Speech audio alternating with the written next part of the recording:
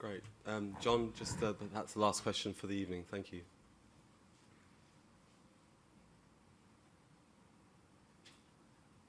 Gordon, thank you for challenging us.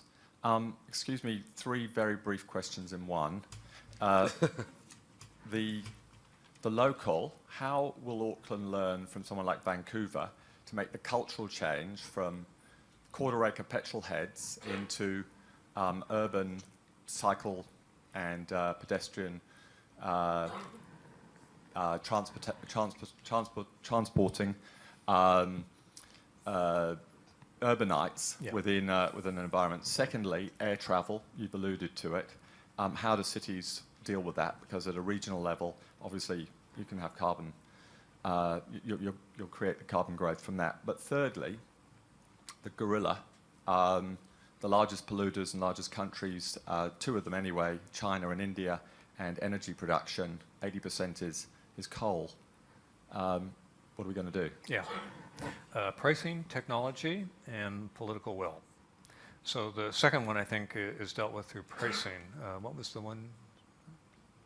So 3. First one's Quarter Acre Pavlova Paradise to the sort of walkable city. The second was air travel. Second was air travel. Yeah, and the pricing. Gorilla. Third. The gorilla. Yeah. Again, that's where the technology comes into place. I don't think, again, I would underestimate the impact of technology given the change I've seen in my lifetime. So Chinese already the biggest solar producers.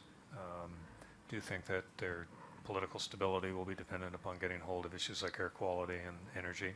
So we'll see. The first one is the most interesting, though, isn't it? But how do we make that cultural shift from the quarter acre block? Well, I can see it already beginning to happen here. There isn't any single-family housing left in Vancouver.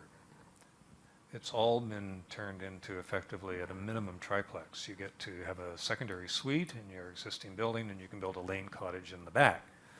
Now, a few exceptions where you don't have lanes. Again, fortunate that we do. But when I was just following some of the suburbs of Auckland, I can see already those quarter-acre blocks are getting filled in.